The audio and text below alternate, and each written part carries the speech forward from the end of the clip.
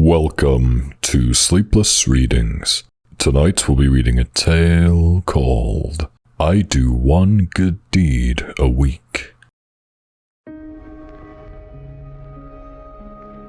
I should have died many years ago. My appendix ruptured. I didn't have health insurance, so I told myself the crippling pain was just food poisoning. I waited it out, and then I started to feel better, so I figured that was all. Then the pain came back. Sepsis. By the time I finally decided to risk medical bankruptcy, I was going into septic shock. I don't recall a lot of being in the hospital. I suspect I was unconscious for most of it. That or hallucinating. Dreamy figures wavered in and out of my awareness. People surrounded my bed, and I couldn't tell who any of them were. They were gray blurs against a white backdrop, their edges hazy like I was staring at them through frosted glass. There was only one time those figures grew distinct. I still wonder if it was a dream, though the results are certainly real enough. I remember being in my hospital bed. Everything was strangely quiet. The monitors were silent, their glowing screens black like ink. The lights in my room were out, and no light shone from the crack under the door. The curtains were drawn over the windows. It felt like I was suspended in a bubble, cut off from the rest of the world. There was someone standing at the foot of my bed. They loomed over me like their presence was far more immense than their frame could contain. I couldn't see any features. They were like a cutout of a person, darker than their surroundings, but they were the first person that felt real since I'd arrived in the hospital. "You're going to die soon," they said. "Is this what you want?" I said it wasn't, and I was surprised at how calm I sounded. Maybe the weight of their words hadn't sunk in yet. Maybe it was because this was a dream. "You're quite unremarkable," they continued. "Very few people would mourn you. What makes your life worth continuing?" "Because it's mine," I whispered, "and I'm not ready to give up on it yet." "I don't care what you want. They certainly don't care either." They gestured their arms out expansively, and somehow I knew they meant the world, the real world, somewhere far away from here. And all those people out there that continued living their lives, oblivious to my frail, fragile life tracked on the now silent heart monitor, I knew they were right. If someone told any stranger on the street that I'd died today, they wouldn't care. The kindest might feel a vague sense of sorrow, but how could they muster any real emotion for someone they never knew? I didn't matter to anyone except myself. "But maybe," they said thoughtfully, "you can make yourself matter. Would you like to try that?" I grabbed onto the lifeline they offered. "Of course," I said gratefully. "I'd try my hardest." I didn't know what I was committing to, but I'd soon find out. My next memory is of a nurse leaning over me. She seemed pleasantly surprised as she told me that the infection was gone. Not just receding, gone. Like a miracle had happened overnight. They'd keep me for observation a bit longer and then discharge me the next day if everything looked good. My doctor, when he made the rounds, was similarly surprised that I was still alive. They were certain they were going to lose me. Organ failure was the next step, and while there were machines that could replace some of their functions, well, those were last-ditch attempts. In his entire career, he'd never seen someone rebound so quickly. That was my first indication that what I'd seen hadn't been only a dream. I wish I could say things were great after that. They weren't. I found myself saddled with almost $70,000 in medical bills.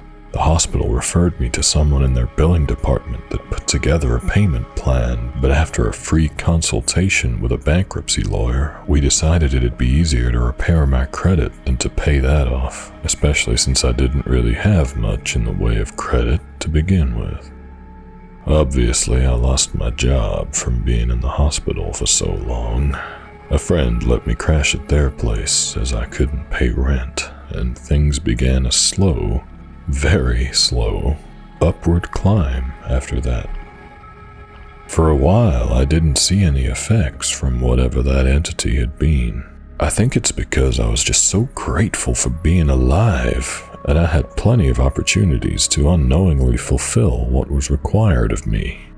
Then I hit a bad spot. I felt like I'd never get out of the situation I was in. I went through the motions of going to work, but that was all. My friend, a roommate now, as I could pay a fair share of rent, helped a lot. They did the cooking and cleaning and didn't ask for much in return. Then one morning, I woke up with a burning sensation in my stomach, right in the middle, just above the belly button. For a moment I panicked, as it felt just as it did when the appendicitis started. But how could that be? They'd removed the appendix when they'd opened me up and vacuumed me out. I pulled up my pajamas and stared at my body. There was a perfectly round circle on my stomach where the skin was devoid of color, like the flesh of a corpse. I gingerly touched it, and it felt cold. I went to work anyway, because I didn't know what to do and couldn't afford to lose another job. The spot on my stomach occupied every spare thought I had while at the warehouse. Did I dare see a doctor? I still didn't have insurance. How would I pay for the bills? Can you declare bankruptcy twice? By the end of my shift, I was convinced I was gonna die. I'd been living on borrowed time, clearly, and now the grave had caught up to me. Going to the doctor would just prolong the inevitable, or at best, plunge me even further into financial ruin. I was so preoccupied with my own despair that I almost didn't notice a coworker asking me if I could take over their shift tomorrow. I mentally did the math. It was my day off, but that had added a nice bump to my paycheck, and maybe I could afford an urgent care visit. I agreed, and my coworker nearly melted with relief. "My daughter's class is putting on a play tomorrow evening," he said. "She'd made me promise I'd be there, but they didn't remember that I'd requested that day off when they put together the schedule, I guess." He gave a half-hearted roll of his eyes and hurried off.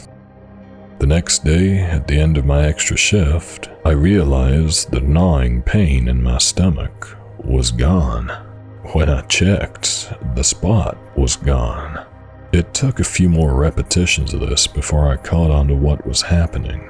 The entity said I needed to make myself matter. I began to time it. It'd be a week before the spot appeared. Every day I delayed, it'd grow a little. Whenever I did something kind for someone else, it'd vanish. Then it'd come back the next week. At first, my motives were pure. Forced kindness can still be genuine kindness. It didn't seem to matter how I felt about the act, which made sense. The entity had said that no one out here cared what I wanted, after all. The results were the only thing that were important. So, every week, I did a good deed, and that made me happy for a long time.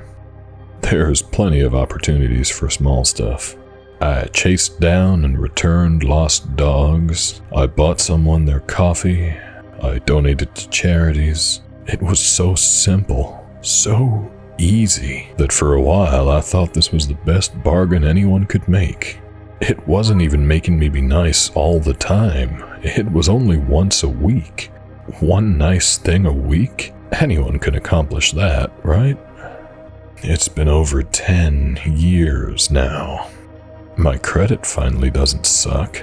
I have a job that provides health insurance, And if housing prices weren't insane right now, I'd even be thinking about getting a house. But there's one disturbing trend that's been happening over the past 10 years, one that's occurred gradually. It's taking more and more to get the spot to vanish.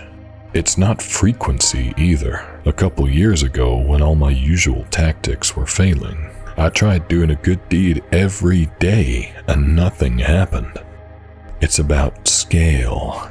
Donating to a charity won't make the spot go away, but volunteering for one will.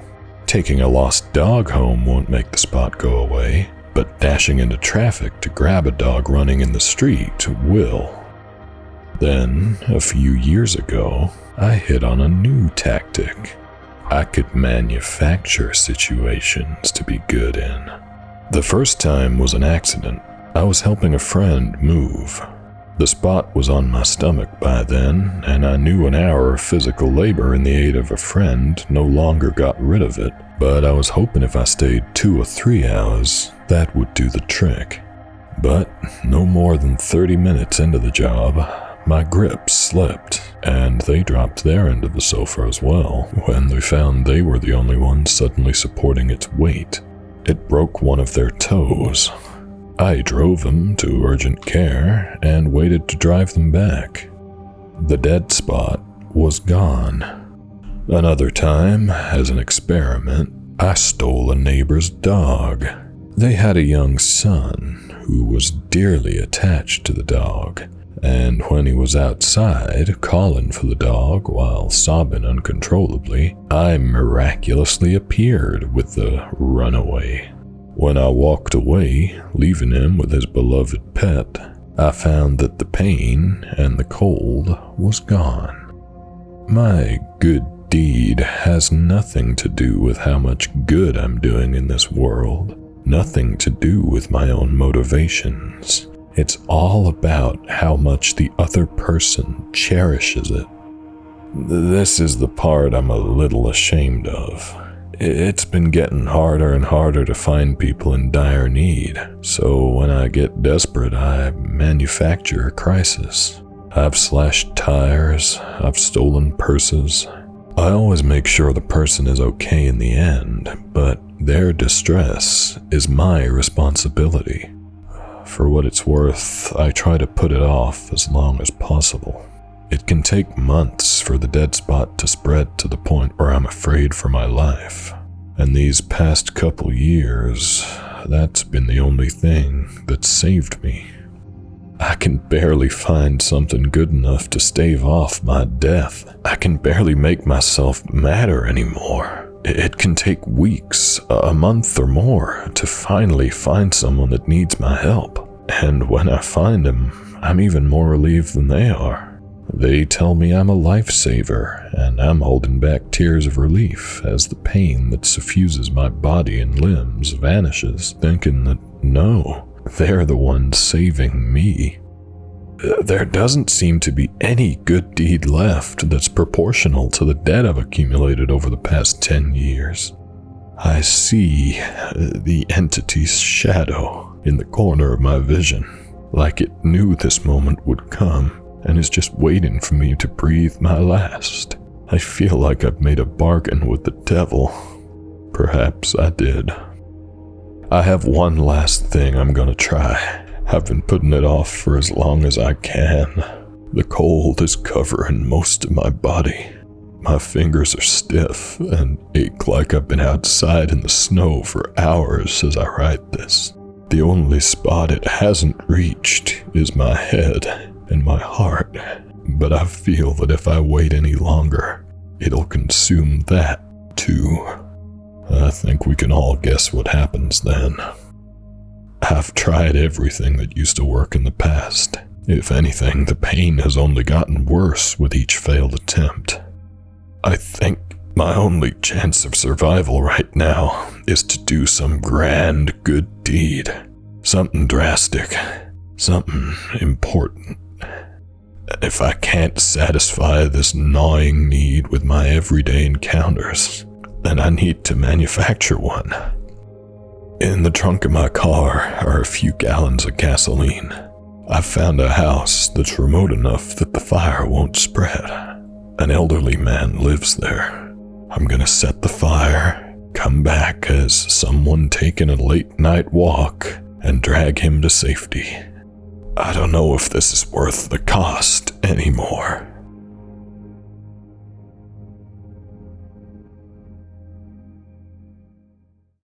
Thank you for listening.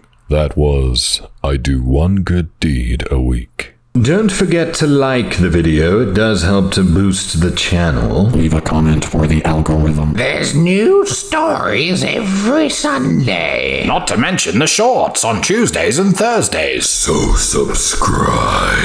And ring the bell. Thanks, guys. And as always, stay sleepless.